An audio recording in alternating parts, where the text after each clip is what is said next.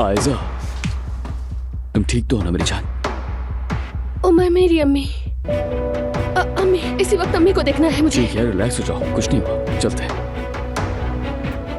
देखो, हमारी शादी सबसे ज्यादा बतूल के हक में होगी, यानी कस्टडी के मुकदमे में तुम पर लगाए गए सारे इल्जामात खुद ब खुद खत्म हो जाएंगे। मैं तुम्हें बर्बाद कर दूंगी। तुम गुलजा साहिबा को नुकसान पहुंचाने वाली थी ना? जवाब दो ना।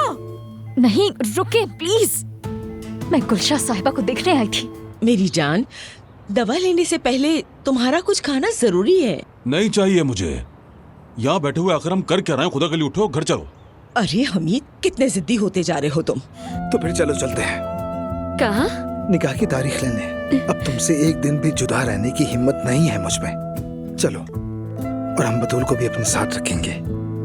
औजान को बहुत बुरा लगा कि जुमाना इस घर में रह रही है। अब तो नामुमकिन है, देख लेना उनकी सुलह नहीं होने वाली। उम्मीद है। मैं मेहमद के पास गिड़गिड़ाने गई थी, उससे कहा मेरे बच्चे का एड्रेस दे दो, मिन्नत की उसकी। उसके बाद ये सब अचानक हो गया। वो शादी नहीं कर सकते।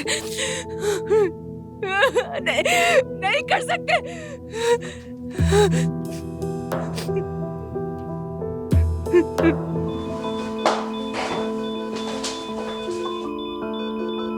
इनके पल्स गिरते जा रहे हैं। फौरन एक और इंजेक्शन लेकर आओ, फौरन जाओ। उसने मुझे रोन डाला है, रोन डाला इस लड़की ने मुझे, और अब उसे मेरे जज्बात पर हंसी आ रही है। देखिए तो, मेरे सारे ख्वाब सब कुचल के रख दिए हैं इसने।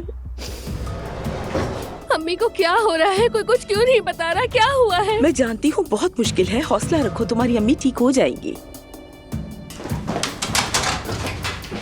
बेटा, जुमाना के बाबा जेल में है तो ये बिल्कुल मत समझना कि वो बेसहारा है। मतलब रिश्ता मांगने का मामला किसी बच्चों की तकलीफ जैसा नहीं होना चाहिए।